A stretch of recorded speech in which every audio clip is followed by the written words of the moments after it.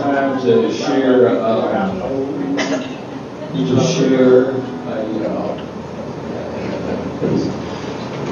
it's a presentation that Andy Griffith made when he was a stand-up comedian.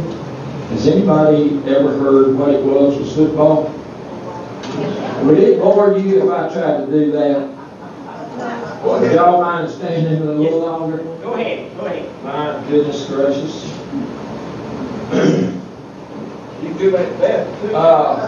It was 1953. Andy Griffith was doing stand-up comedy before he got into TV and movies.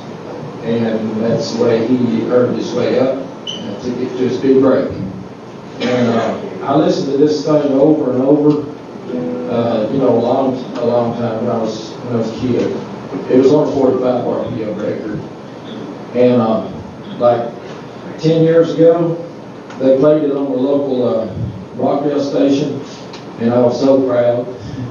And I even, when the girl come on the weekend show taking requests, I said, I want to request what it was football. She went, I said, well, they just played it. They just played it this week. It's there somewhere. I said, oh, okay, I'll find it. And she did, and they played it again. I appreciate it. That was back last October, I believe it was. We was going to hold a tent service off of this college town, and we got there about dinner time on Saturday. And there were one of us thought we were going to get an opportunity to eat before that we set up the tent. So we jumped out off the truck there and followed this bunch of people in a little bitty patch of woods there. And pretty soon we come up on a sign that says, get something to eat cheap. And I got me 2 hot dogs and a big orange drink. And before I could take every mouthful of that food, this whole raft of people come up around me, up like, and got me to work, couldn't eat nothing. And I dropped my big orange. I did. Well, there wasn't so much we could do but move with them. And we kept on moving up through there. Pretty soon we come to a sign that says North Gate. And we kept on going up through there under that sign. And we commenced to go through all kind of doors and gates, and I don't know what all. And pretty soon we came up on a young boy, and he said, ticket, please. And I said, friend, I don't have a ticket. I don't even know where it is that I'm going to go. Well, he said, come out as quick as you can. And I said, well, I'll do it. I'll turn right around the first train stop. And we kept on moving up through there, and pretty soon, everybody got to where it was as they was going. Because they partied, and I could see pretty good. I could.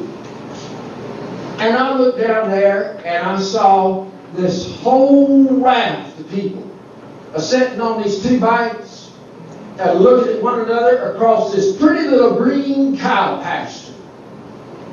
And somebody had took and wrote white lines all over it, drove posters in it, and I don't know what all. And I looked down there, and I seen 5 or 6 convicts running up and down and blowing whistles. And I looked down there, and I saw these pretty girls wearing little short dresses and dancing around. And so I thought I'd sit down and see what it was going to happen. And I looked down there, and I seen 30, I'm sorry. Yeah, I looked down there, and I saw 30 or 40 men come running out of one end of a great big outhouse down there. And they did, and come running out, and that other bank full, they got up and hollered.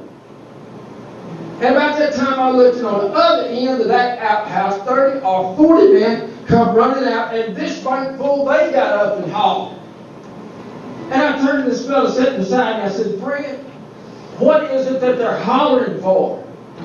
Well, he walked me on the back and said, buddy, have a drink. I said, well, I believe I will have another big orange. And so I went and got it. Brought it back, sat back down, because I still wanted to see what was going to happen. And I looked down there, And I seen that those men had gotten into two little bitty bunches down there, real close together. And they voted. They voted and elected one man apiece. And those two men came out in the middle of that cow pasture and shook hands like they hadn't seen one another in a long time.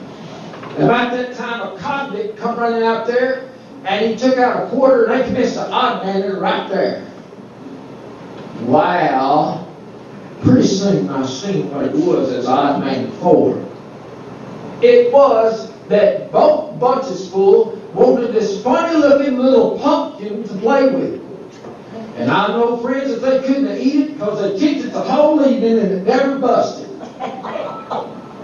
Well, it turns out that one bunch got that pumpkin to play with, and it made the other bunch just as mad as they could be. And I seen, friends, that night, the awfulest fight that I'd ever seen in my life. They would run at one another and kick one another and throw one another down and grind their heels into one another and I don't know what all. And just as soon as one would get hurt, they'd tote him off and run another one on. Well, they did that as long as I sat there. But pretty soon, this boy that had said, "Ticket, please," he come up to me and he said, "Friend, it is that you're going to have to leave because it is you don't have a ticket." And I said, "Well, all right." And I got up and left. And I don't know, friends, to this day what it was they were doing down there. But I have studied about it. And I think that it's some kind of a contest to where they see which bunch full of good men can take that pumpkin and run from one end of that cow pasture to the other without getting knocked down or stepping in something.